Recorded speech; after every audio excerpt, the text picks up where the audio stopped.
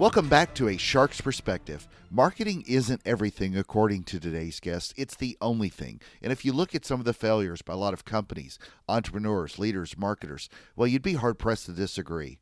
Brian Kurtz is a serial direct marketer and a legend with a nearly 40-year career during his time with Boardroom and Rodale, the founder of Titans Marketing, the author of Overdeliver, built a business for a lifetime playing the long game in direct response marketing, and he runs 2 mastermind groups. And on this episode, we'll discuss the mindset of a direct marketer, RFM, 40-40-20, direct mail, email, copywriting, multi-channel approaches, how to over-deliver, baseball, and a lot more. So let's tune in to an over-delivering direct marketer with a shark who constantly over-delivers on this podcast, or at least he tries, on this episode of A Shark's Perspective.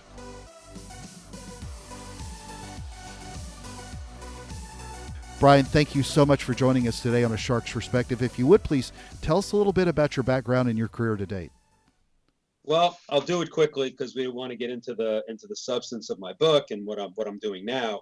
But I spent 34 years helping Boardroom Inc.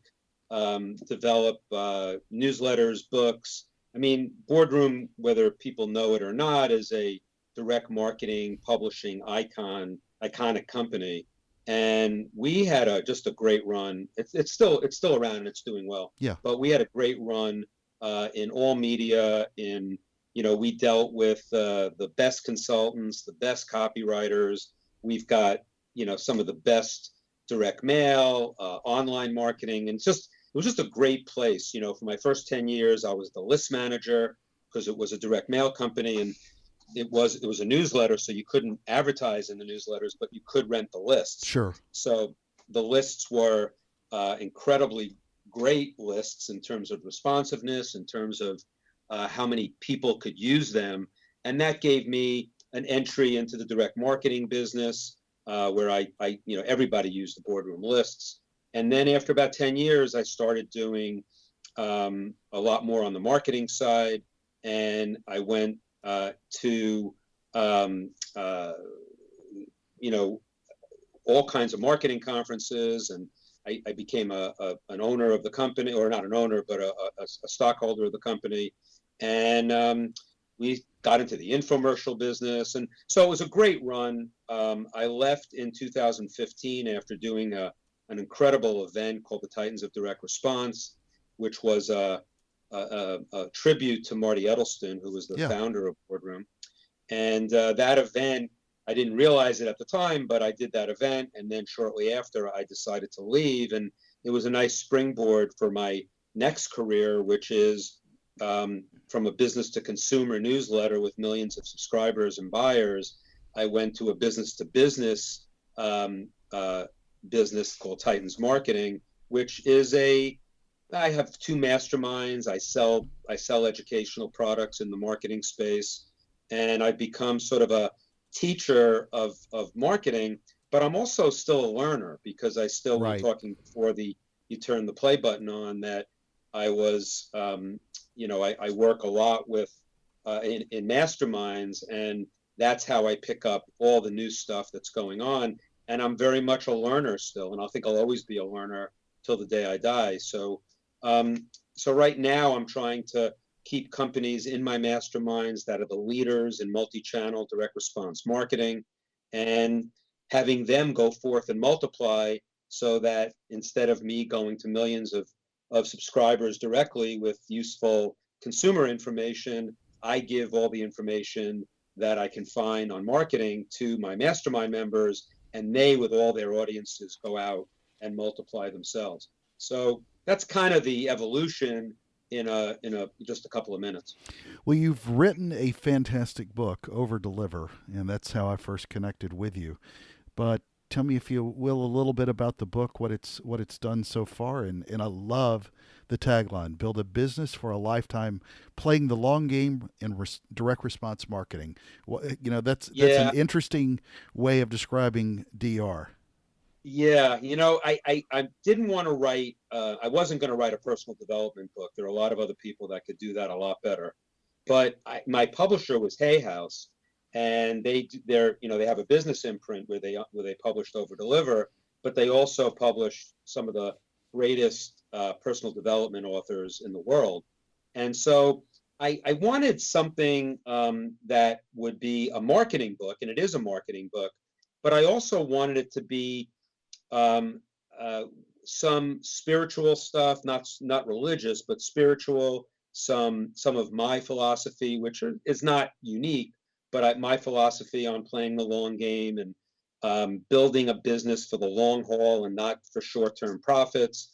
And so that was the purpose of the book. It's doing pretty well. I mean, I'm not looking for it to be a bestseller. I'm looking for a niche audience of people who want to understand direct response marketing through my stories, through my, almost 40 years of marketing. And hopefully, if I'm the one that gets them to understand concepts like the 40-40-20 rule or RFM or lifetime value, and we can talk about those if you want, I think it's important to get those concepts out. And I think that's been the purpose of the book. The way the book is structured is interesting because, like, chapter 1 is called Overdeliver, chapter 2 is original source, and chapter 3 is how paying postage made me a better marketer. And those 3 chapters kind of set up what I'm going to do. Sure. Which is I'm going to take the fundamentals of the past, the what I learned in direct mail before the internet and how that applies to the internet today. And then once I get all of that out of the way, then I go into lists, offers, creative, Sure. multi-channel marketing, customer service. So it's set up in a way so that I can take people through kind of my journey. And if that's a journey that they feel is something that would be useful for them, it's gotten pretty good reviews. And Yeah.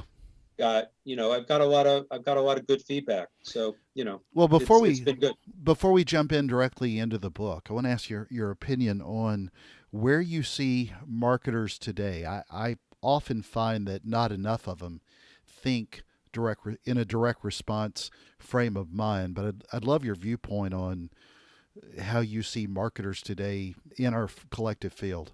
Yeah, I'm not one of those guys that say, do it like I did, or Sure. I have all the answers, and I don't. And in fact, because I'm in a couple of really high-end online direct masterminds, I see the best of marketers today. Mm-hmm. And even if they don't understand some of the direct marketing concepts, they've gotten to it through other means because they have to understand that you can't have one product. Product is not a business.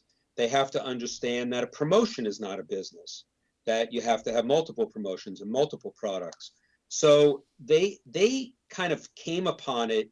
A lot of them came upon it by reading the great marketing books and understanding direct marketing and direct response copywriting and all of that. But some of them found it on their own, which I'm really impressed when they did. And it's sort of like, when I saw a guy, I think I have this in my book, where I saw a guy at a mastermind, and he was talking about that he was selling a product on Facebook that was like a $10 product, and he would never make his money back. But then he showed what he did on the back end when that customer came in, and he was willing to take a loss on that new customer because once he got them through the gauntlet and the average sale was like $70, it showed how he was able to look at some form of lifetime value and then buy more media with that extra money. And that's not so. A lot of marketers don't get that. He was able to figure it out by, again, I think he had some mentors and some people who trained him in the fact that you don't have to make your money back immediately, but you have to control your cash flow. So you have to do it. You have to believe your numbers. You have to, and that's what direct marketing and direct response marketing is all about. You've got to be a slave to your numbers, believe your numbers, and don't go outside of the box of your numbers. And if you can work out a way to sell 1, 2, or 3 products, make your money back on the second or third sale, that is a basic concept of lifetime value that a lot of marketers have been able to understand.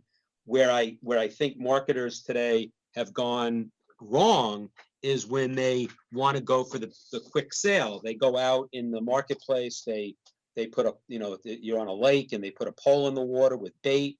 The fish comes in and then they just sell them everything under the sun. There's no relationship building. There's no romancing. They're trying to get married on the first date, and that's not any way to sell. Agreed. You can sell that, for short-term gain, but that's not the long-term play. And when I have my chapter about customer service and fulfillment, for instance, and I say customer service and fulfillment is a marketing function, I really mean it. Yeah. That, the idea of retention and keeping it's always easier to keep a customer than to get a new one. Yeah. But acquisition is the sexy part of marketing. So to answer your question, the big negative I see is that a lot of marketers are way too concerned with acquisition, not enough on retention, if I could give you an umbrella statement. And it's everything in between there. You still want to do acquisition, but you really want to pay attention to your best people. You want to move them through an ascension ladder. The best customers will be your best customers and they'll buy more from you. You have to have offerings for them that are really good. And the good marketers, whether they learned it, in the 80s or 90s, or they picked by their mentors and just by intuition, they're good. But the ones that are looking for the quick fix and the quick sale are the ones you got to be careful of. And those are the ones that I think a lot of them have bought my book, and they've responded very favorably to a lot of my concepts in the book, which makes me feel really good that I've been able to help them look at, a long-term view of marketing. Let's talk then first about direct mail. Direct mail often gets poo-pooed by everybody, but it gets poo-pooed by a lot of people, but it is still a fantastic channel to derive response. But, talk a little bit about your roots in direct mail, where you saw it then and where you see it today as part of the mix. Yeah, I wouldn't launch a new business if it was all direct mail. Exactly. No, I wouldn't either. But it's a channel that is incredibly valuable. It scales well.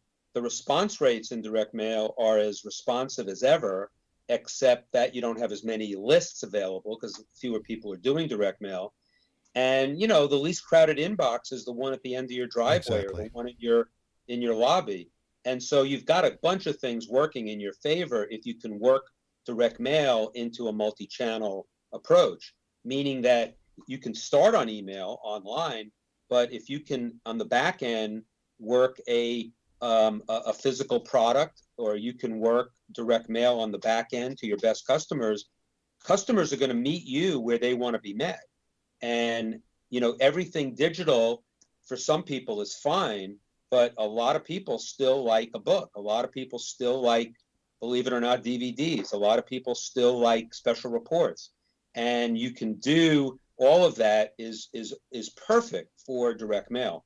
So I think short version of the answer to this question is direct mail still a viable source. It's got to be toggled with online. And I think, I have a section in the book that I call O to O to O, which is online to offline to online. And you want to be able to work all media and see what works best for you. I have a quote from the book. Bill Bernbach, one of the great advertisers, used to say, don't adapt your technique to the idea, adapt your idea to the technique. So, people say, I want to be on Facebook. Well, you can be on Facebook, but, why don't you decide what your idea is first? If it's a physical product that you can sell with long copy, maybe you should do direct mail. Just a quick example, but but direct mail is a fantastic source. The mailboxes are emptier, the attention is better, and if you are able to write world-class copy that can get the customer's attention, it can work extremely well. Talk about your approach then to multi-channel marketing. I've always been of the mind, especially, we talked earlier about my background before, especially with big data, where we were looking at, taking a list, bumping it up against a third-party list, matching that across a lot of different channels, and then driving that messaging. And we would always see a substantial lift.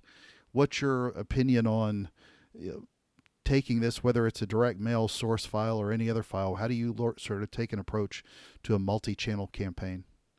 Yeah, so you can't be in every media. I mean, Yeah, advertising of course. opportunities are now infinite. So you have to make some choices.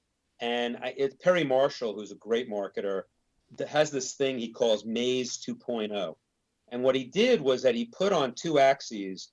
I think it was like live and recorded and web versus online offline or something.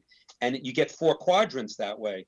And every medium you can fit into one of those quadrants. Hmm. And if you take all the media that's available and put it all in those quadrants and pick one or two from each, it'll look like you're everywhere, but you're not really. You're just picking the media that is most applicable to your offer. Again, adapt your idea to the technique, not the technique to the idea. So I think, Dan Kennedy always says the most dangerous number in business is one of anything. And specifically, one medium is a horrible place to be. Think of all the people that have been on Facebook and got shut down, or Google shut them down, and their entire business was on there. I knew a company that had a $30 million business on Amazon, 100% of their business. And one day Amazon didn't like their copy and they shut him down Wow. and he's out of business. So I think that you want to be diversified, but not just for the sake of being diversified. You want to be diversified and look at the channels that will most suit your product or service. And you have so many choices and you want to be able to take a look at them. Unfortunately, most entrepreneurs and business owners are a little shiny object oriented. So they tend to, want to be in everything. And then if you're in everything, you're not in anything. So I think, in short, the multi-channel approach is critical so that you can be diversified. It's about survival, and then you have to decide what you want to be in. And I think you have to mix it up with a little bit online and offline, so that you can, if you get shut down in one or you have a downturn in one, you can at least turn on another until you can find other sources.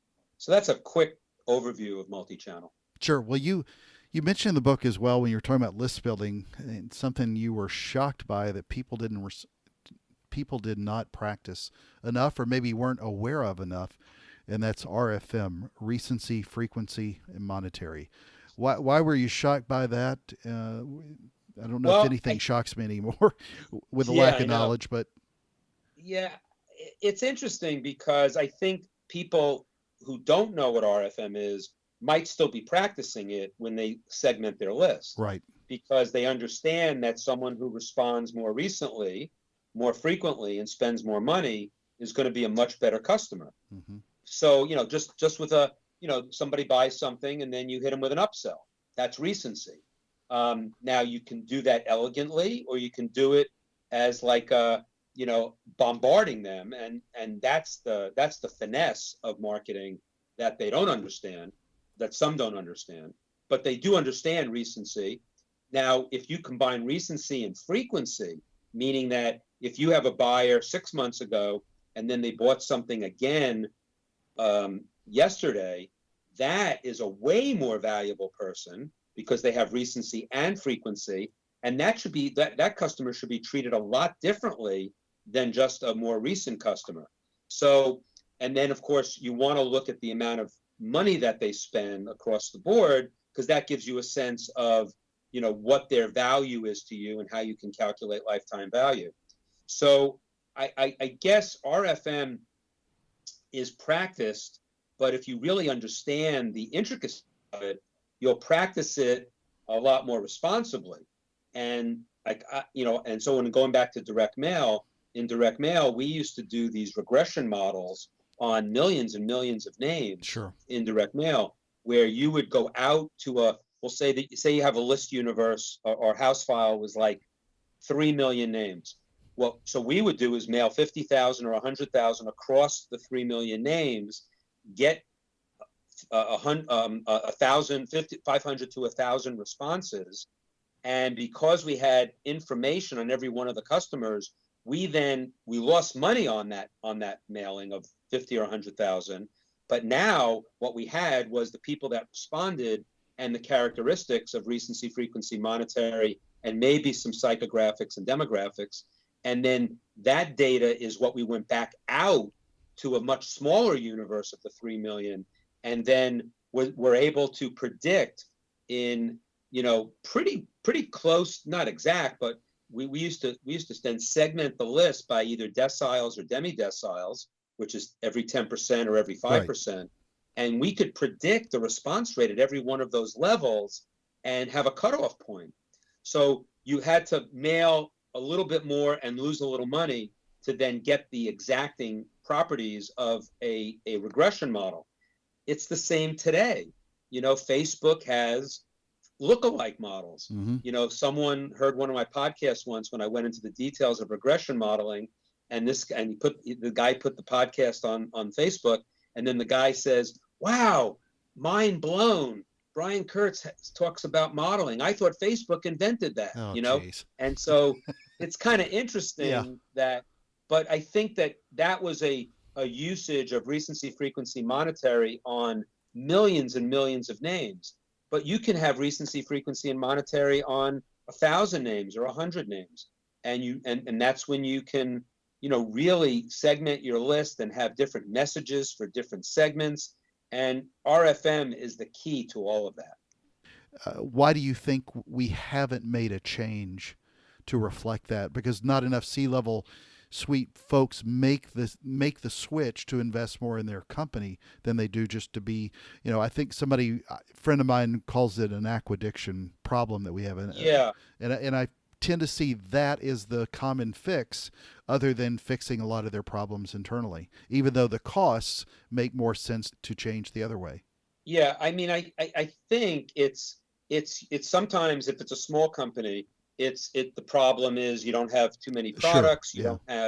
You don't have a lot on end, and you don't have a lot of higher priced items on the back end, so that if you're selling one, that's why a product is not a business. In fact, in Bob Stone's Secrets of Successful, his is Direct Marketing Fundamentals, or I forget the name of the title of the book, but he has something in there like on page 6 that says no direct marketing business can succeed without repeat business. So you've got to have multiple products. That's one of the obvious reasons why people stay in acquisition and don't get into retention.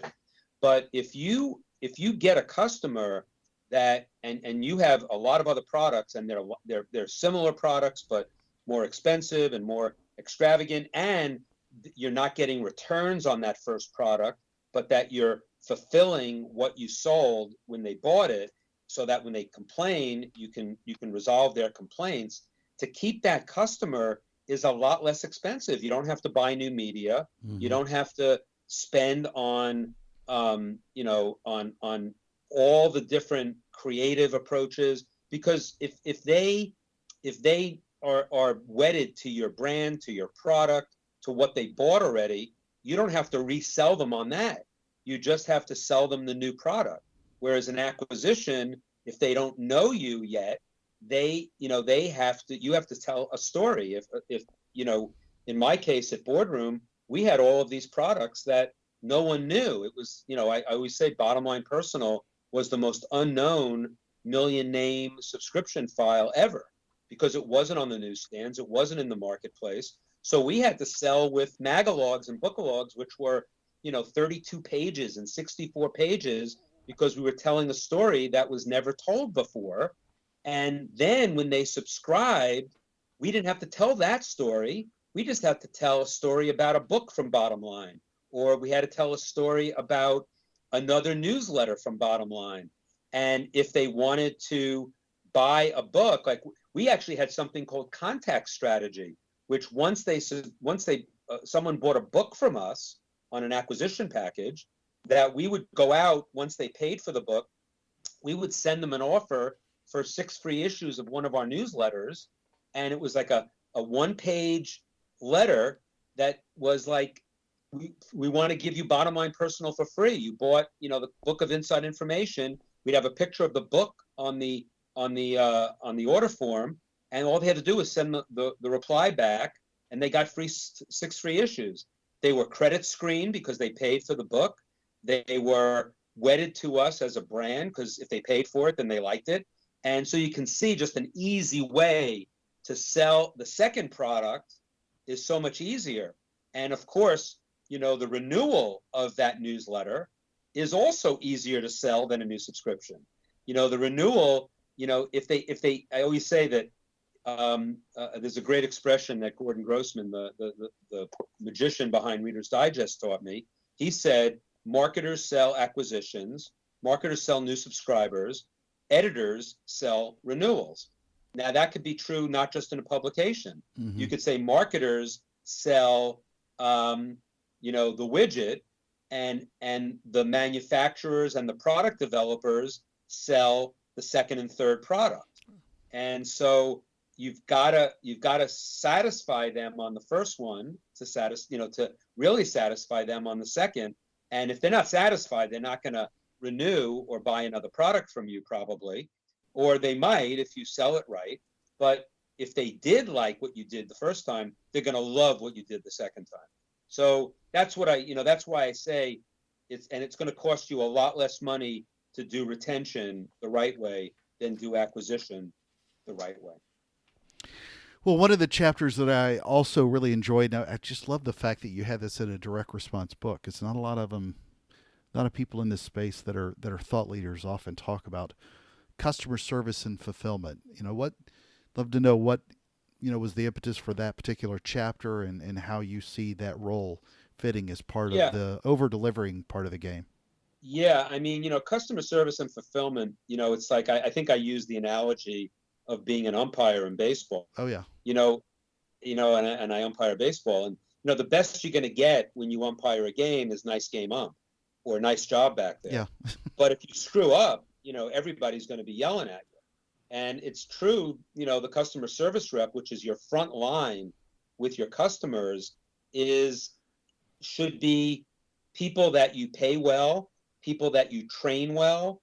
Because if you screw that up, if you screw that first complaint up, if you screw that first customer service call up, you may lose a customer forever. Right. And that is so critical.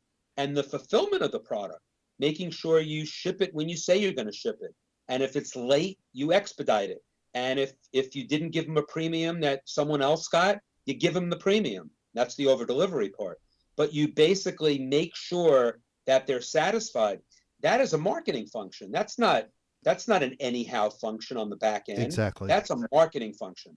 And so, I can't stress enough that customer service and fulfillment are marketing functions. In addition, I think I have something in the book about, the idea of hiring secret shoppers in your business where, you have someone buy everything you pay them to buy. And of course, the customer service people don't know that you're paying them, and they buy everything, they break everything, they ask for returns, they become a total pain in the ass. And you basically, then what you find out is, and then the person who you pay to do this, at every step of the way through the customer journey, through your customer service, you ask them, how did that make me feel? How did it make me feel?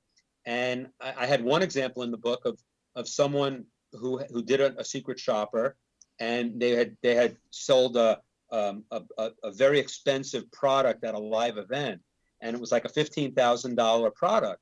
So they sold it on a Saturday, and the customer service people didn't get in touch with them until Wednesday, the following Wednesday. So what did they learn? They learned that you have to touch base with that person, because as soon as they pay the $15,000, they're going to have a spouse at home saying, what the hell did you do? And there's going to be buyer's remorse, and you're giving them 5 days to return it or 5 days to have second thoughts. So you had to create a training program, a path to success, something so that they knew that you were with them. That is a retention technique that they wouldn't have found out about had they not had a secret shopper. And then I also have some stuff in there about surveying your customers for what they want next. If you have a really good customer, make them your panel of experts of what the next product will be. because chances are the best buyers of your product and the best customers who have been fulfilled with your product will be able to tell you if you have some ideas for new products in a concept test. They're the people that will be able to tell you what the next product should be. And I have a whole outline of how to do a concept or questionnaire test, which is incredibly valuable, and you can do them online or offline. But it's this whole area of customer service, fulfillment, making the customers feel like your family Exactly. is so important and such a marketing function. Well, so much of this, sort of relies on the brand's push and stuff that they need to do, things that they need to do to make this better for the customer. But obviously, over a 40-year career, you've seen agencies become a lot more intertwined than they used to be, or than they ever were. How do you sort of see agencies playing a part today in what they can or cannot fix, and try to help fix this for the brands they work with today? Yeah, I have a section in my book where I feel very strongly about this, and Yeah. agency people are going to hate me for saying this, but unless they're an agency that's niche agency. But I say that, I learned in direct mail that you have to buy a la carte. That even in direct mail, when there or in when I did direct mail, there weren't that many media choices. There weren't that many creative, copywriters and all that. But you to not to go to one agency and expect to have a one size fits all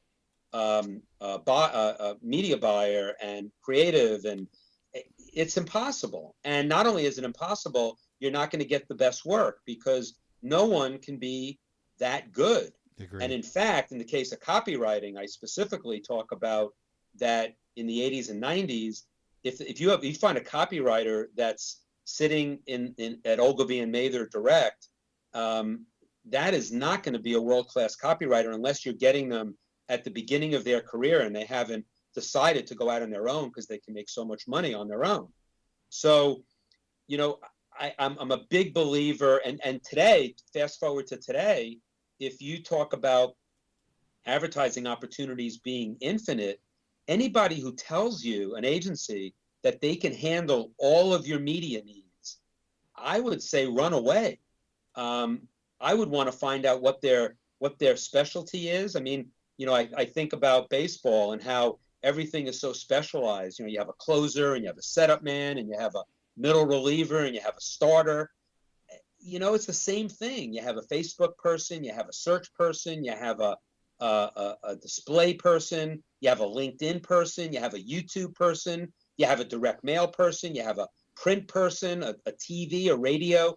Anybody who tells you that they can handle all media, all creative, all everything, I just don't see it. I don't see that you could do that. On the other hand, if you find an agency that is the best at one of those things, or maybe two, you might have, one agency for Facebook, and then you have another agency for direct mail, and you have another agency for broadcast, TV and radio. And that's the best way to buy. And as far as creative, same thing. Why you can't leave the creative part of your business, the copy and the design, to amateurs. Once you have your lists dialed in and your offers dialed in and you're going after world-class creative, the last thing you want to do is get a B copywriter to go after these great lists and great offers. And, you can make some money that way, but you're going to make a boatload of money if you have great creative in addition. And that takes some doing.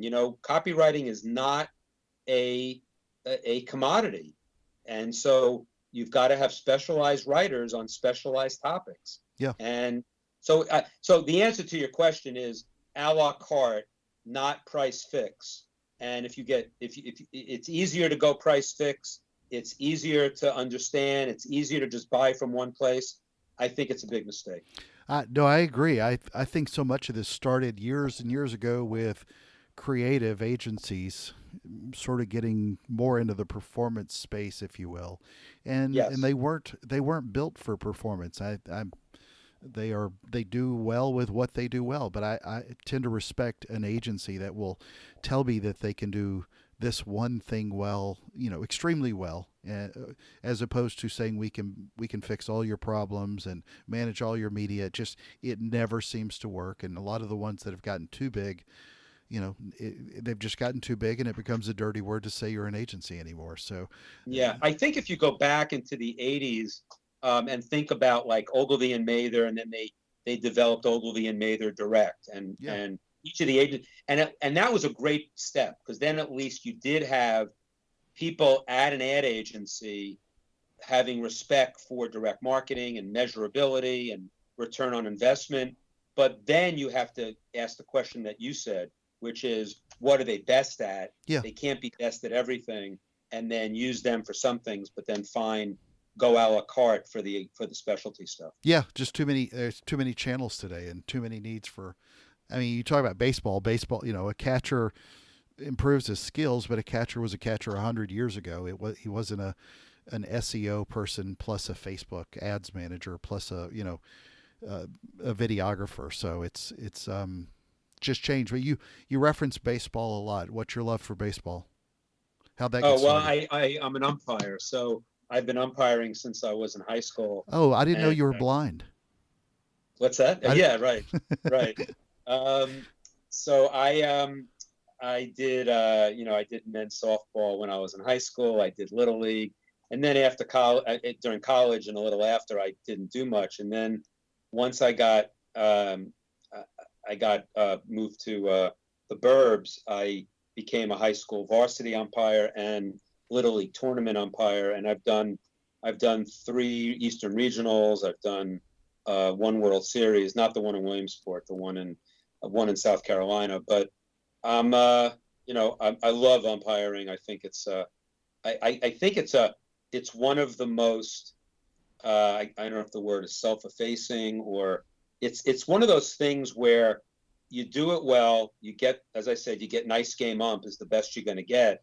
But I feel so satisfied that, because look, no one goes to the game to see the umpire, yeah, and so I'm not, and so to be in charge of the game and not be the center of attention is something that I really love about it, and it's um it's a great thing to do. I mean, some people wonder why I do it, because it's a little pressure and all that, but I also find that it gives me, I love the game. And once I got to the field when I was 13, I couldn't reach second base anymore. I was a catcher. I couldn't reach second base anymore. I'd hit the ball a mile and I'd get a single. And so I said, I can't do this anymore, but I want to be involved with the game. yeah. So umpiring was a way to stay in the game. So have you seen any parents be completely ridiculous and unruly to you? Because we You see it know, all I, the time on the news. yeah, I haven't, because, well, I'd say in high school, the coaches are tough. But in Little League, because, and again, I'm spoiled, because I've been the umpire in chief of my Little League for like 25 years. Yeah, So they know when I come to the field that it's going to be a good game. And if I miss something, or they have a problem with it, they're usually not going to be unruly. yeah. Now, a parent who doesn't know who I am, that's the test, and they'll go after me sometimes. But I've never had like a big unruly, situation, which is definitely makes me feel better. Brian, I don't think that you'll get this question very often, but you're on a shark's perspective, and there are a lot of sharks in direct marketing. So I've got to ask you this: what's your favorite kind of shark and why? Favorite kind of shark? Yeah, Oh, it's definitely a great white. I there you mean, go. yeah, I mean, I 76, I watch Jaws at least once a year. Oh yeah, So yeah, yeah. it kind of corresponds with your direct marketing career. All right, Brian, it's a special time in the show. Are you ready for the 5 most interesting and important questions that you're going to be asked today? Okay, I am. All right, number 1, direct mail or email? Email. Email's the killer app. Email's the killer app. All right, number 2, your favorite team is the New York Mets. Dwight Gooden or Daryl Strawberry? I just met Dwight Gooden, but I'm going to say Darryl Strawberry just because he got himself together Yeah, better than Dwight did after. Yeah. that's true. That's true. Number 3, you run Titans marketing, so I'm going to ask you a Clash of the Titans question. Which version did you like, Sam Worthington or Harry Hamlin in the original? Yeah, I liked Harry Hamlin. There you go.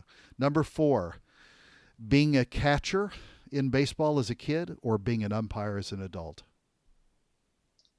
Oh, being an umpire as an adult. Nice. Number 5, and the most important question that you're going to be asked today is biscuits or cornbread? Ooh, cornbread. Nice. Brian, where can people find out more about you?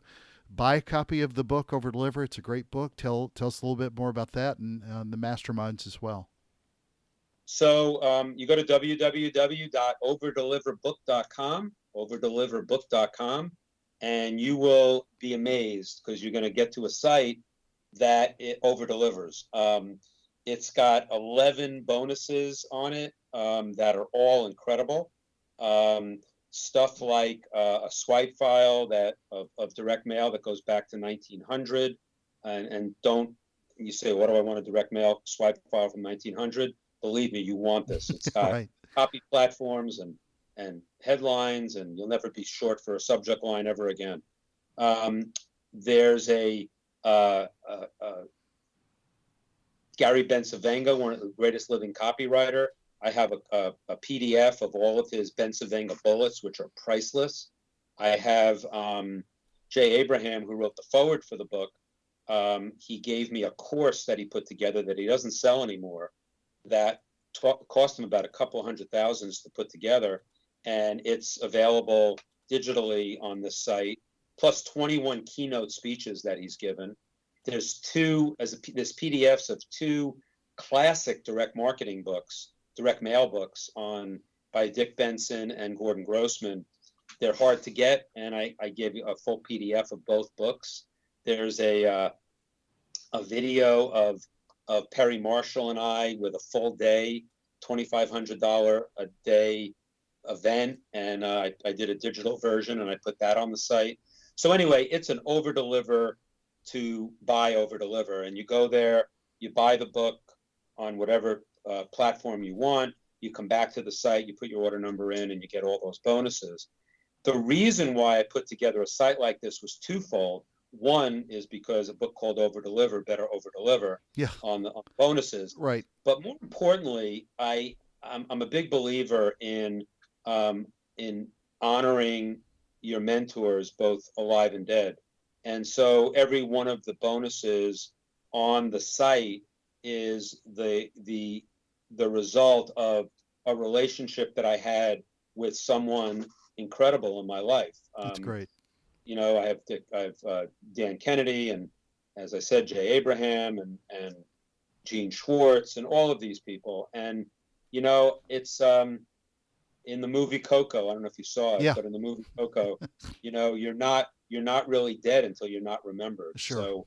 So I'm a big believer in that, and that's one of the reasons why I did it. But also, the living deserve to be recalled and remembered too. And so I did, you know, as many of my mentors as I could on that page. So overdeliverbook.com is the place to go. And if you want to know about my masterminds, you can go to www.titansmasterclass.com, and there's a little information there, but you can fill out an application. Every new member has to be interviewed one-on-one by me to be a member. So, you know, if you're interested, I've got 2 mastermind groups, and if you fill out the application there, I'll look at it, and if you know, I think it might be a fit, I would set up an interview, and we could talk about the beauty of a great mastermind. Mine is a multi-channel marketing direct response mastermind. Yeah. It's for people who are really interested in multi-channel direct response, and it's a dynamite group. Well, Brian, thank you very much for being with us today on A Shark's Perspective. You're welcome.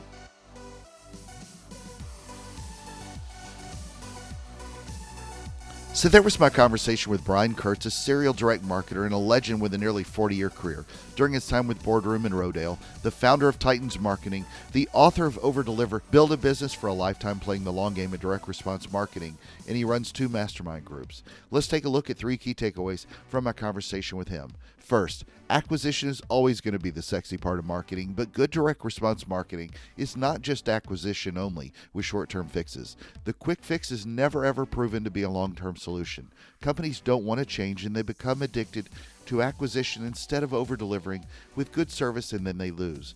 Why is it that we know that it's more expensive to get a customer than keep one, and yet we constantly spend all our money to get new ones instead of enough money on keeping the ones that we have? This constant churn is crazy and the math doesn't work. Even in advertising, why would you ever want to spend more media dollars to sell a new story versus one that's familiar and already bought into your brand? I'm constantly amazed at this miss. And you've got to look at the long-term view of marketing the same way the customer will always take the long-term view of you. As Brian said, it's going to cost a lot less money the right way than retention the right way. Second, direct mail with world-class copy is still great. It's one of the most underappreciated forms of marketing, but it's the least crowded inbox that people have. That doesn't mean in any way that everyone should run back to it. You've got to have great lists. You've got to have great creative. You still absolutely have to have great copywriting, not just junk offers. Third, we spoke about channels. As he mentions, there's an infinite number of channels. You simply can't be everywhere with a limited budget. You have to make choices in your advertising. A lot of people run to the bright, shiny objects, in this case, channels of the day. But ask yourself, what are the channels that most suit my product or services? I don't care how popular or fast TikTok is growing, for example, but unless it's the channel for your customers in insurance or home services or auto or whatever the vertical is, this is such a problem today for the FOMO folks out there, but it's more important to service your customers well in the channels that you should be optimizing. Agencies owe it to their clients to find out where their customers are long before telling them that they have to be selling on some social media platform or programmatic video where you don't know where the ads are going. Got a question? Send me an email to kenneth@asharksperspective.com. Thank you for the privilege of your time. So start being a legend on your own today. Go kill it and over-deliver. And join us on the next episode of A Shark's Perspective.